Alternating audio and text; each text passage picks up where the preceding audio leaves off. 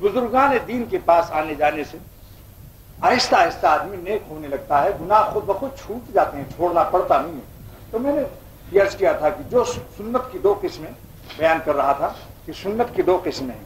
ایک وہ سنت کہ جس کے اختیار کرنے میں سوسائٹی ہم سے لڑائی کرتی ہے، جیسے داڑھی رکھنا، اس کو ابھی نہ شروع کریں آپ۔ استاد لوگ بتاتے ہیں کالجوں میں کہ جو آسان سوال ہو بیٹا، ہر ماسٹر بتاتا ہے کہ جو بیٹا آسان سوالات ہوں، 10 سوالات آئے تو 4 5 6 اس میں آسان بھی ہوتے ہیں، 3 4 مشکل بھی ہوتے ہیں، تو جو آسان سوال ہوں اسے پہلے حل کرنا ہے بات کہ نہیں۔ تو مولانا شاہ الحق صاحب دامت برکاتہم فرماتے ہیں کہ جو سنتیں آسان آسان کی ہیں ان کو شروع کر دو۔ مثلا بخاری شریف میں روایت ہے کہ جب تم اوپر چڑھو تو اللہ اوپر کہو، نیچے اترو تو سبحان اللہ کہو۔ آپ کے گھروں میں سیڑھیاں ہیں، آپ اس خانقاہ میں جو آئے ہیں وہاں بھی سیڑھیاں ہیں، کوئی زمین ایسی نہیں کہ بالکل پلین ہو۔ ارے بھائی کچھ نہ اونچا نیچا تو ہوتا ہی ہے، لہذا جب بلندی پر چڑھو چاہے 1 سیڑھی ہو یا 2 سیڑھی ہو، اللہ اکبر کہیے۔ بخاری شریف میں حضور صلی اللہ علیہ وسلم کی صحابہ کی سنت اللہ اکبر، کیونکہ آپ بلند ہو رہے ہیں، پڑھائی اللہ کے لیے کہہ دیجیے اللہ اکبر۔ جب نیچے اترنے نیچا ہونا ہے اللہ کی شان کے خلاف کہیے سبحان اللہ۔ حضور صلی اللہ علیہ وسلم نے ہمیں جینا سکھا دیا۔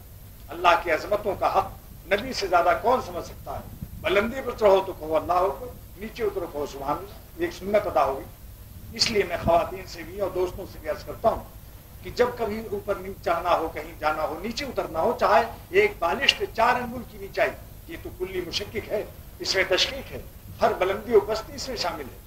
اللہ اکبر کہ حضرت جابر رضی اللہ تعالیٰ عنہ اس کے راوی ہیں جن کی 94 عمر تھی، 90 4 94، مدینہ کے آخری صحابی ہیں۔ فی ایک روایت کے مطابق ملا علی قاری فرماتے ہیں وآخر من مات من الصحابۃ بالمدینہ، صحابہ کے آخری صحابی حضرت جابر رضی اللہ تعالیٰ عنہ ہیں۔ 18 جہاد لڑے حضور صلی اللہ علیہ وسلم کے ساتھ، جنگ بدر میں بھی شریک رہے۔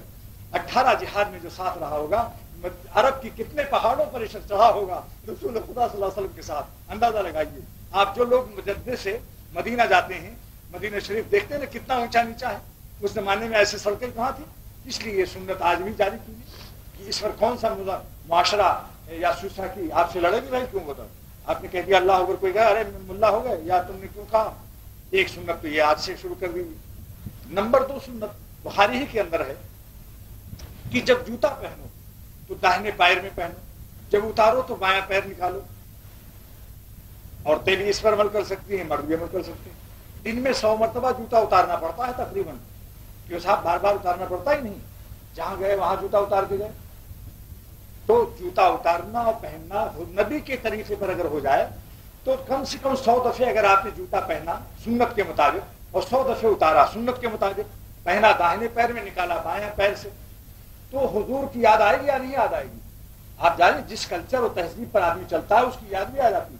اسی لیے جب کوئی کہتا ہے کسی حجام سے کہ میرا بال بنا دو، تو اگر وہ انگریزوں والا بال بنوانا چاہتا ہے تو حجام سے کہتا ہے کہ میرا انگریزی بال بنا دو، اس کے منہ سے محمدی نہیں نکلتا کہ محمد صلی اللہ علیہ وسلم والا طریقہ ہے، انگریزی بنا دو۔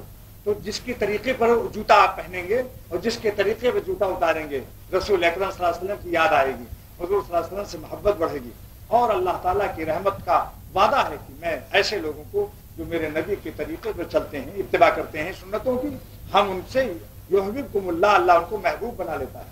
جب محبوبیت کا فیصلہ ہو گیا تو تمام اعمال کی اور آئندہ ترقی ہو جائے گی انشاءاللہ۔ ایک عمل قبول ہو گیا اور ڈپٹی کمشنر بن گیا، کمشنر وہی عمل قبول ہو گیا تو پھر کمشنر کے تمام آداب اس کو سکھائے جائیں گے، ویسے ہی میز دیا جائے گا اس کو، ویسے ہی اس کو روم اور بنگلہ دیا جائے گا، ویسی وردی اور ویسی کار دی جائے گی۔ تو جب اللہ تعالیٰ محبوبیت کا فیصلہ فرمائیں گے سنت کی اتباع کی برکت سے، اور کون سنت جس میں معاشرہ سوسائٹی مزاحمت نہیں کرتی، کوئی آپ کو برا نہیں کہے گا اگر آپ نے داہنے پیر میں جوتا پہنا، اس میں کوئی نہیں لڑے گا انشاءاللہ۔ تو کھانے کے وقت میں آپ نے بسم اللہ والا برکت اللہ پڑھ لیا، دسترخوان بچھا کے کھایا، کرسی کے بجائے زمین پر چٹائی بچھا کر کھایا، تو آپ کیا ہو گئے؟ سنت کے مطابق کھانا کھایا۔ اور بعد میں الحمدللہ الذی اطعمنا وسقانا پڑھ لیا تو وہ سنت ادا ہو گئی۔ سوتے وقت میں پڑھ لیا اللہم بسم کا منہ تو آیا، سونے کی دعا پڑھ کے سوئے، سونا ہی سونا ہے، رات کا سارا سونا بن رہا ہے، سونا رات کا سونا بن گیا حضور صلی اللہ علیہ وسلم کی سنت کے مطابق۔ سو کر کے اٹھے، کیا پڑھا؟ الحمدللہ الذی احیانا بعد ما اماتنا والیہ النشور۔ سو کر اٹھنے کی دعا پڑھ لی، کہ شکر ہے اللہ کا جس نے زندہ کر دیا ہمیں، مردہ ہو گئے۔ ان چیزوں سے کیا ہوگا کہ آسان آسان سنتوں کی برکت سے اللہ تعالیٰ روز بروز آپ کے قلب میں حضور صلی اللہ علیہ وسلم کی محبت اور سنت کا نور دل میں آئے گا۔ آپ دیکھیے کہ ایک آدمی بھینس کے بچے کو جس دن پیدا ہوا اس کو کندھے پر اٹھا کر 1 میل لے گیا اور روزانہ 1 میل جاتا تھا، اس کو کندھے پر رکھ کے، جس دن سے وہ پیدا ہوا تھا بھینس کا بچہ جس دن پیدا ہوا اس کو روزانہ کندھے پر اٹھا کر 1 میل تک جاتا تھا روزانہ، یہاں تک کہ وہ بچہ پورا بھینس بن گیا، بلکہ بھینسا بن گیا، سمجھ لو مذکر رہا ہوگا بھینسا ہوا نا۔ اب وہ جناب کئی من کا ہو گیا، 5 من کا بھینسا، اور یہ اٹھانے والا 1 من کا، مگر اس کو اٹھائے لیے چلا جا رہا، کیونکہ روزانہ کی مشق سے اس کی طاقت بڑھتی چلی گئی۔ تجربہ کر لیا، جس کو اس میں شبہ ہو، کسی گائے کے بچے کو روزانہ اٹھائیے 1 میل تک لے جائیے، جب پوری گائے ہو جائے گی تو آپ اسی طرف ڈالیں گے اس کو۔ تو جو ایسی سنتوں کو جب آپ عمل کریں گے تو روز بروز سنت پر عمل کی طاقت بڑھتی چلی جائے گی، اور اللہ تعالیٰ مزید توفیق دیتے چلے جائیں گے، اور انشاءاللہ ایک دن ایسا بھی آئے گا کہ مشکل سوال بھی آپ حل کر لیں گے، یعنی داڑھی بھی رکھ لیں گے اور ایسا رکھیں گے کہ اللہ کا شکر ادا کریں گے، لیکن کب؟ جب طاقت قلب میں آ جائے گی اور معلوم ہو جائے گا کہ حضور صلی اللہ علیہ وسلم کا چہرہ ساری دنیا کے انسانوں کے چہروں سے اللہ کو پیارا تھا اور پیارا ہے اور پیارا رہے گا، لہذا کیوں نہ میں پھر ویسا چہرہ بنا لوں کہ بھائی اس میں کسی کو شبہ ہے کیا؟ حضور صلی اللہ علیہ وسلم کا چہرہ مبارک